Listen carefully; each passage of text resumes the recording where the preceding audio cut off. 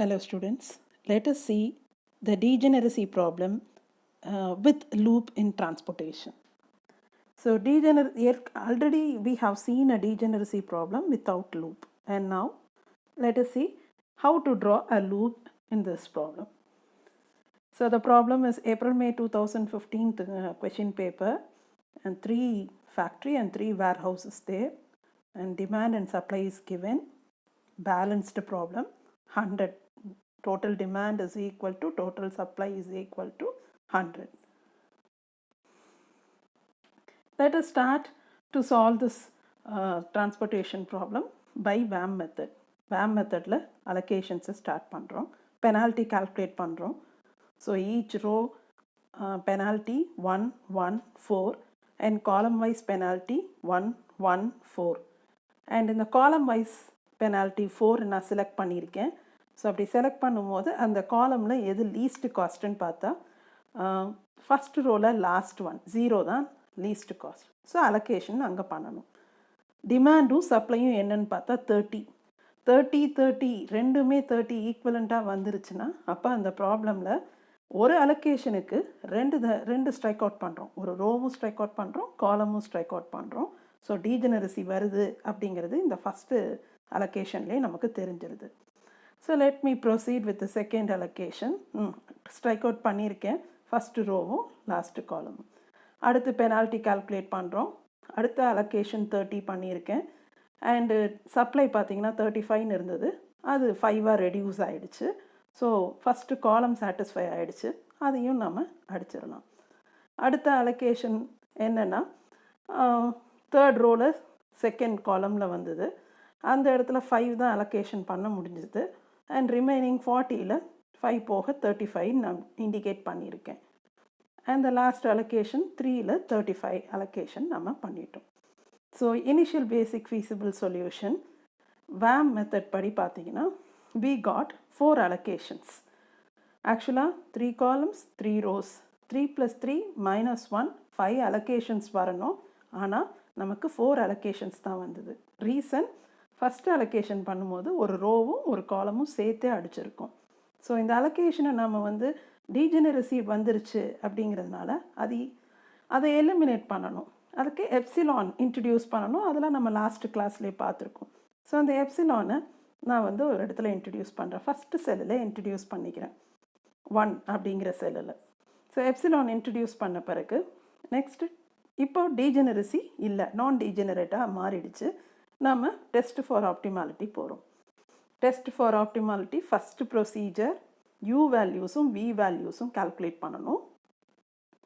Row wise U1 U2 U3 எழுதிக்கணும். காலம் wise V1 V2 V3 எழுதணும். நான் அசியூம் பண்ணிக்கிட்டது U1 as 0 அசியூம் பண்ணிக்கிட்டேன். ஸோ U1 is 0 அப்படின்னு நான் அசியூம் பண்ணும்போது automatically V1 1 and V3 0. allocated cells use பண்ணி Cij is equal to Ui plus Vj அப்படிங்கிற ரிலேஷன்ஷிப்பை வச்சு தான் U வேல்யூஸும் V வேல்யூஸும் நம்ம கால்குலேட் பண்ணணும். இதெல்லாம் ப்ரீவியஸ் ப்ராப்ளம்லேயே நம்ம கால்குலேஷன்ஸோடு சொல்லியிருக்கோம்.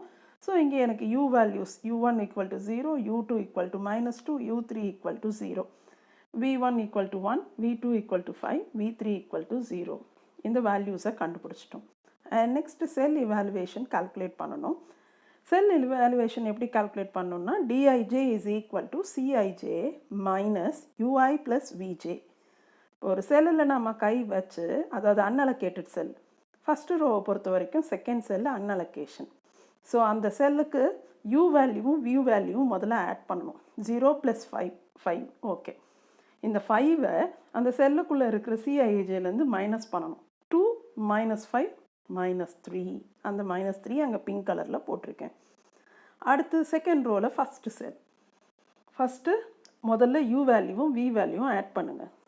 -2 + 1 என்ன ஆன்சர் வரும்? -1. ஸோ இப்போ என்ன பண்ணணும், Cijலேருந்து அந்த -1 மைனஸ் பண்ணணும். ஸோ 2 - -1ங்கிறது 2 + 1 ஆகி 3ன்னு வரும். ஸோ அந்த செல்லில் நான் பிங்க் கலரில் 3 போட்டிருக்கேன். Next one same second row third column. அங்கே பார்த்தீங்கன்னா 0வும் -2வும் ஆட் பண்ணால் -2 தான். ஆனால் 4 மைனஸ் மைனஸ் டூன்னும் போது +2 ஆகி 6ன்னு நம்ம அந்த காலமில் அந்த செல்லில் எழுதியிருக்கோம். And next third row last cell, அதில் U3யும் 0 V3யும் 0. ஸோ எது மைனஸ் பண்ணுறதுக்கு வேலை இல்லை. So 6 minus 0 is 6. ஸோ 6 நம்ம போட்டாச்சு. இப்போது எல்லா டிஐஜே வேல்யூஸும் greater than or equal to 0வாக இருந்தால் the current solution is optimal. But நம்ம இங்கே -3ங்கிறது ஃபஸ்ட்டு ரோலே வருது. ஸோ அந்த current solution is not optimal. அப்போ புதுசாக ஃபீஸிபிள் சொல்யூஷன் கண்டுபிடிக்கணும். அது கண்டுபிடிக்கிறதுக்கு ஃபஸ்ட்டு நம்ம என்ன செய்யணும்னா, எந்த செல்லில் நமக்கு நெகட்டிவ் வேல்யூ டிஐஜே இருக்கோ அங்கேருந்து ஒரு லூப்பை ஸ்டார்ட் பண்ணணும்.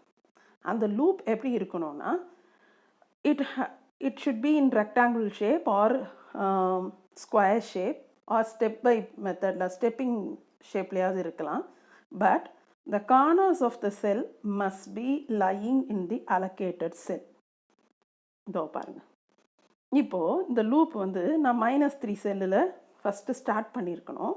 அதை ஸ்டார்ட் பண்ணிவிட்டு அது எங்கே போகணும் அப்படின்னு சொன்னால், அதோட கார்னர்னால் மூளை, அந்த மூளையெல்லாம் அலோகேட்டட் செல்லில் தான் இருக்கணும் அப்படின்னு சொல்லியிருக்காங்க. அப்படி பார்த்தா -3லேருந்து நான் ரைட் சைடும் போகலாம், லெஃப்ட் சைடும் போகலாம். ஏன்னா ரெண்டுமே அலோகேட்டட் செல் தான். பட் நான் ரைட் சைட் போனேன்னா, அதாவது இந்த 13 ஒரு அலோகேஷன் போட்டிருக்கேன் இல்லையா, ஃபஸ்ட்டு ரோ தேர்ட் செல்லில், அந்த இடத்துல போனேன்னா அது கீழே தான் இறங்கணும். இறங்கும் போது திருப்பி டேர்ன் பண்ணுறதுக்கு அங்கே அலோகேஷனே இல்லை. So I can't go over there, அங்கே பண்ண முடியாது. அதனால் நான் என்ன பண்ணேன், I have moved to left side. -3 அங்கே ஆரம்பித்து எப்சிலான் போட்டிருக்கேன் பாருங்கள், அந்த செல்லுக்கு போயிட்டேன்.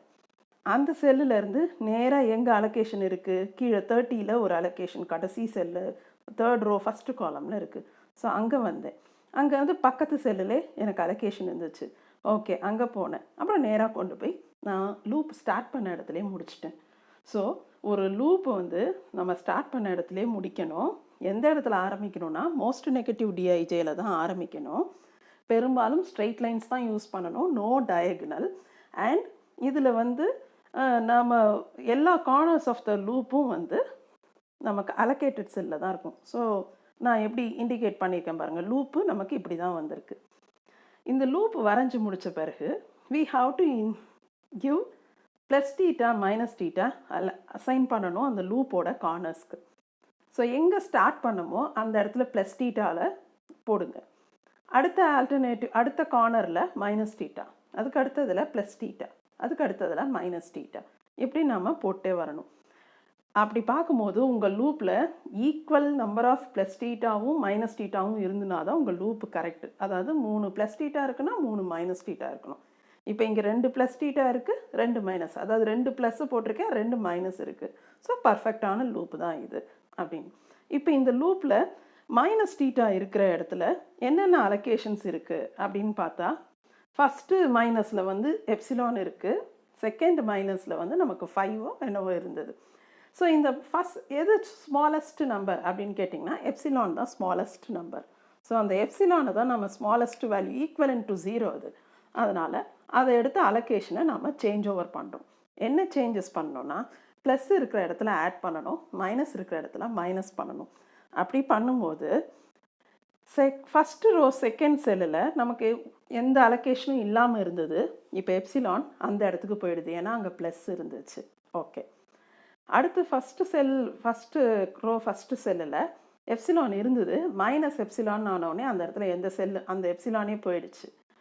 அப்புறம் கீழே 3,1ல் 30 இருந்தது, ப்ளஸ் எப்சிலான் அப்படின்னு பண்ணும்போது 30 + 0 = 31, அதனால் அப்படியே இருக்குது.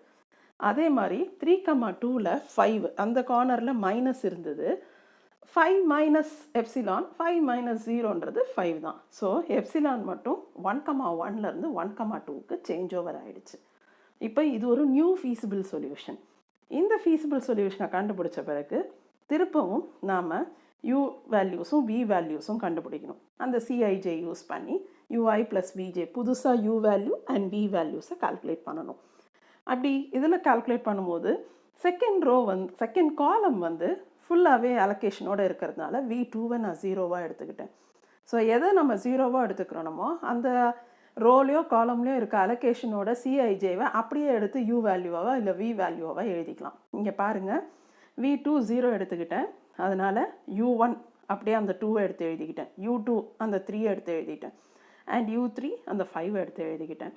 அப்புறம் V1 கண்டுபிடிக்கிறது ரொம்ப ஈஸியாக இருந்துச்சு. இந்த 3 1ல் வந்து 1 தான் இருக்குது. ஸோ எனக்கு அங்கே 1 வேணும், ஆனால் ஒரு நம்பர் 5 இருக்குது. ஸோ 5 -4 போட்டோம்னா 1 வந்துடும். அண்ட் லைக்வைஸ் V3 கண்டுபிடிக்கிறதுக்கு எனக்கு U1 2 இருக்குது, பட் 1,3ல் வந்து 0 தான் வேணும். ஸோ எனக்கு 0 நான் ஆன்சர் வேணும், பட் 1 நம்பர் இஸ் 2னா என்ன பண்ணால் எனக்கு 0 வரும்னா -2 பண்ணால். ஸோ V3யை நான் -2ன்னு போட்டுட்டேன். நெக்ஸ்ட் டிஐஜே கால்குலேஷன், செல் இவாலுவேஷன் கால்குலேட் பண்ணணும் அன்அலோகேட்டட் செல்ஸ்க்கு. இப்போ 1,1 வந்து ஒரு அன்அலோகேட்டட் செல், அதோட U வேல்யூவும் V வேல்யூவும் ஆட் பண்ணுங்கள். 2 + -4 -2ன்னு ஆன்சர் வரும். அப்போ 1 - -2ங்கிறது 3, அங்கே பிங்க் கலரில் கொடுத்துருக்கோம்.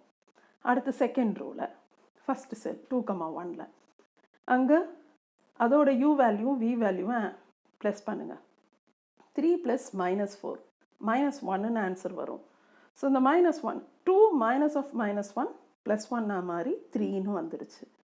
அதே second row third column, that is 2,3 3 -2 add பண்ணுற போது வருது 1. ஸோ 4 -1 3ன்னு வந்துருச்சு.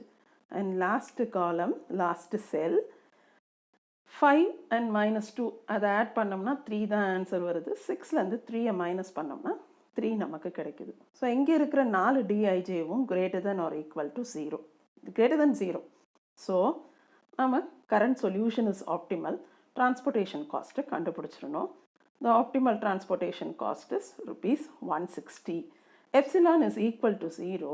ஸோ அதனால் அதை எதோட மல்டிப்ளை பண்ணாலும் 0 தான் நமக்கு ஆன்சர் வரும். ரிமைனிங் அமௌண்ட்ஸை கால்குலேட் பண்ணுறோம். Thank you students.